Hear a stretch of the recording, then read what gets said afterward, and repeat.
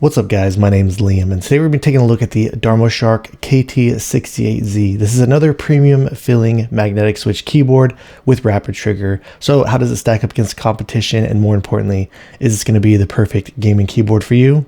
Let's check it out.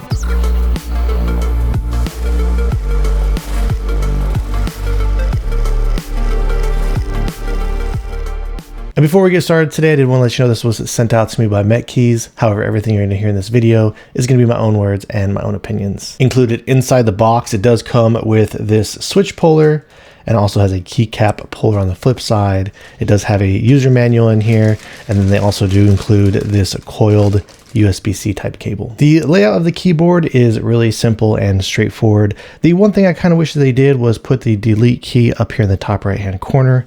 Of course, I do have an option of swapping out these keys myself and customizing that through the software, but the USB-C cable they do have up over here on the top left hand side, and this does have some heft, some weight to it, so it does feel very solid. It does have these 4 rubberized feet here in the corner. I did try removing these feet, and these are actually stickers, so they're actually stuck on there. And I do have the front lip sitting here at about 19 millimeters in thickness. So far I've been really enjoying the feeling of this when using it and the form factor of it. The one thing that I do kind of wish that was different about it is I am a fan of shine through keycaps. These are just printed on the top. So let's go ahead and open this up so we can take a look at the internal build. Here's a close-up look of the keycaps. They do have a smoother filling on the surface, and examining them from the bottom, it does look like these do appear to be double shot PBT. This does include these ratio switches in here. I've already gone over these many times. They're featured in various other types of HE gaming keyboards.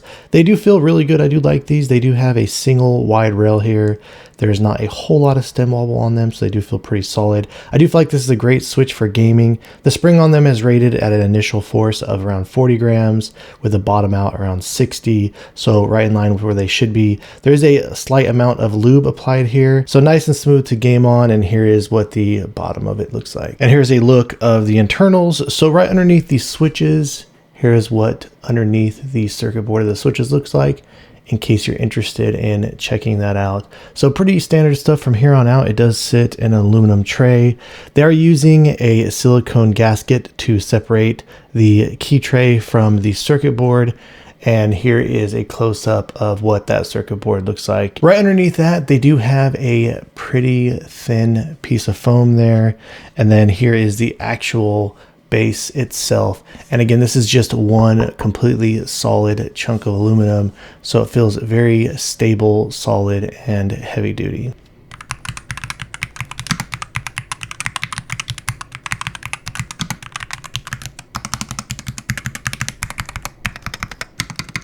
The software they were using is similar to things that we've seen before. This is a very bare bones and minimalistic type of software. Up here at the top left, starting out, you got the key settings.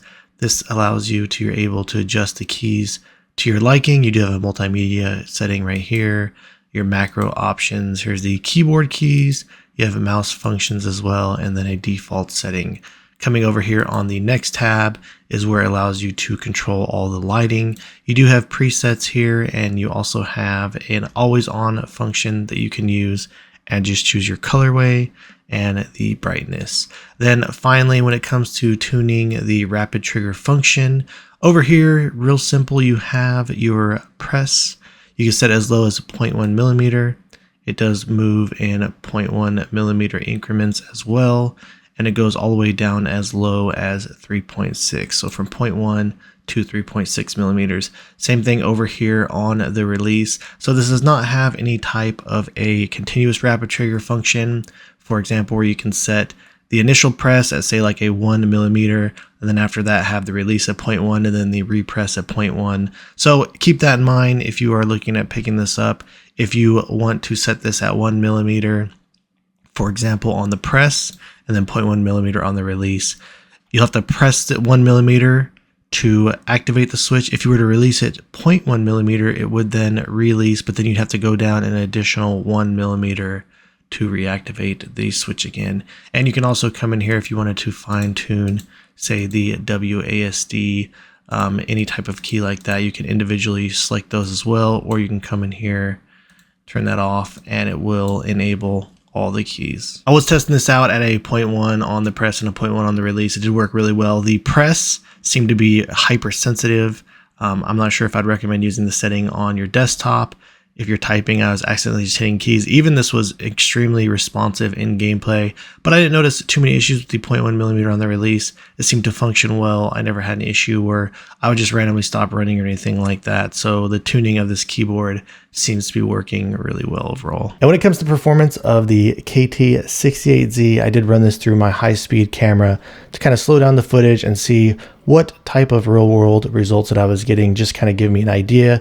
Putting out a disclaimer really quick, as I always do in these videos, this is not the most accurate form of testing. There's not a true HE latency tester out there on the market, so this is just something that I do kind of as an experimental thing to kind of try and get some type of an idea on where this sits in terms of performance. So do bear that in mind as you're watching the results of these videos. There are a bunch of different contributing factors that can actually alter the results of these tests. But I try and measure everything up and get everything as accurately as I possibly can. And as I was going back and forth and testing this to the Wooting, they were kind of right next to each other and trading blows. The Wooting is still coming out a little bit ahead, being the king, but I ran this test through 10 times on both of the keyboards, and the Wooting actually came out winning on the press 60% of the time, whereas the Darmoshark board won 40% of the time, and the Wooting was a little bit more dominating on the release of the Switch. It won 60% of the time, but they did tie dead even twice, and then the Darmoshark took the remaining 2 wins after that.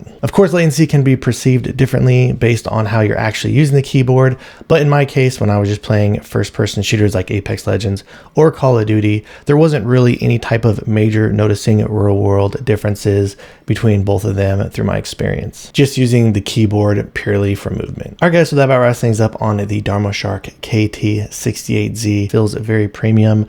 I personally am a fan of the Racia switches. I do like them a lot. I do think they're a really solid switch all around for typing and gaming on. And if you are going to be using this keyboard with a high sensitivity, like say around 0.1 to 0.5 millimeters on both the press and the release, I do feel like this is a really solid performer, and it was a joy to use all around. As I'd mentioned, I do kind of wish personally that this did have shine through keycaps, but the only other real drawback that I do see aside from that is the fact that this doesn't have the type of continuous rapid trigger function. So if you do like to set your actuation point at say 0.5 and then have a continuous rapid trigger being more sensitive like 0.1 on the press and the release, then that is really the only one true drawback about this keyboard right now. So aside from that, like I said, if you do play at a higher sensitivity, it should not be too much of a concerning issue for you. But I do feel like Darmoshark has done a pretty good job with their first magnetic switch Hall effect gaming keyboard. Alright guys, so if you have any questions or feel like I left anything out, please let me know down in the comments below. If you've enjoyed watching this video and are interested in seeing more videos like this in the future, please drop this video a like and subscribe to my channel. And thank you guys so much for watching. I look forward to seeing you in the next one.